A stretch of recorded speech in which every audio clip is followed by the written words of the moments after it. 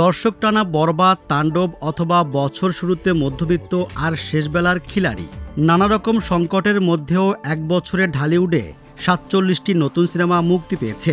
এর মধ্যে একটি আমদানিকৃত। বছর শুরু হয়েছিল মধ্যবিত্ত সিনেমা দিয়ে এবং শেষ মুক্তি ছিল খিলাড়ি। এই শুরু এবং শেষ কোনোটি নির্মাণশৈলী কিংবা শৈল্পিক মানে দর্শকের প্রত্যাশা মেটাতে পারেনি।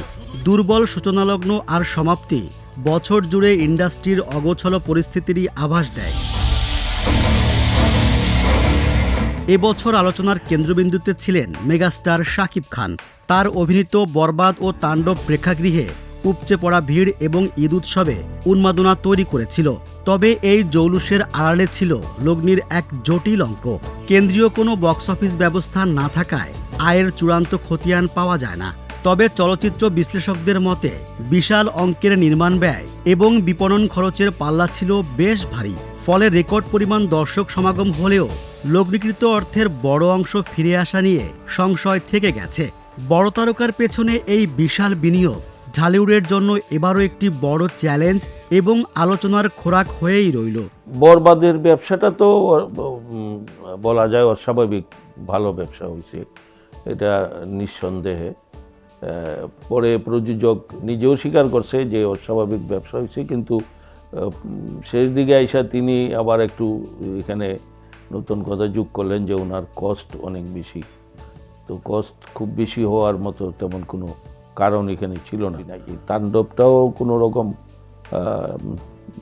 খারাপ না, ভালোই চলছে। মেগা বাজেটের ছবিগুলো যখন বিনিয়োগ নিয়ে লড়াই করছে, তখন ব্যবসায়িক কৌশলে এগিয়ে ছিল পরিমিত বাজেটের ছবিগুলো। সেই তালিকায় উঠে এসেছে 3টি নাম: দাগি, উৎসব ও জঙ্গলি। চলচ্চিত্র পাড়ায় আলোচনা আছে বাজেটের লাগাম টেনে গল্পের উপর জোর দেয়ায় এই ছবিগুলো লগ্নিকারকদের জন্য নিরাপদ বিনিয়োগ হিসেবে প্রমাণিত হয়েছে। স্বল্প লগ্নির বিপরীতে টিকিটের চাহিদা সন্তোষজনক থাকায় ছবিগুলো বছর শেষে সাফল্যের হাসি হেসেছে।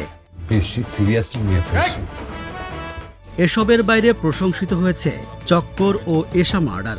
এছাড়া বছর শেষে দেলুপি সিনেমাটিও আলোচনার টেবিলে ছিল। পর্দার এই ব্যবসায়িক হিসাবকে ছাপিয়ে আলোচনায় ছিল 4 অভিনেতার এক সুপ্ত দৌলত। শাকিব খান যখন তার স্টারডম ধরে রাখতে মরিয়া, তখন দাগিতে আফরান নিশো, চক্করে মোশাররফ করিম আর জঙ্গলিতে সিয়াম আহমেদ মেতেছিলেন অভিনয় শৈলীর এক অদৃশ্য লড়াইয়ে। চরিত্রকে ধারণের ক্ষেত্রে একে অপরকে ছাড়িয়ে যাওয়ার এই প্রতিযোগিতা দর্শককে উপহার দিয়েছে ভিন্নধর্মী কিছু কাজ। দেশি সিনেমার পাশাপাশি আলোচনায় ছিল বিদেশি ছবি আমদানির বিষয়টিও। আমদানির টানাপোড়েনে প্রথমবারের মতো দেশে মুক্তি পায় নেপালি সিনেমা মিসিং। হিন্দি ছবির বাইরে নেপালি ছবির এই প্রবেশ ইন্ডাস্ট্রিতে নতুন মেরুকরণের জন্ম দিলেও দর্শক খরায় শেষ পর্যন্ত এই ছবি প্রেক্ষাগৃহে প্রত্যাশা পূরণ করতে পারেনি। যদি গ্রস হিসাব করেন যে টোটাল সারা বাংলাদেশে সিনেমার ব্যবসাটা কি, সেই দৃষ্টিভঙ্গির থেকে অন্য যে কোনো বছরের তুলনায় এইবারের বছরটা খুবই খারাপ গেছে। সব দেখে এটুকু বলা চলে, ঢালিউড এখন পরিবর্তনের এক সন্ধিক্ষণে দাঁড়িয়ে। রাজনৈতিক অস্থিরতা আর গল্পের দেউলিয়াত্ম কাটিয়ে উঠতে প্রয়োজন একটি স্বচ্ছ হিসাব ব্যবস্থা এবং উৎসবের বাইরেও ধারাবাহিক মানসম্মত নির্মাণ।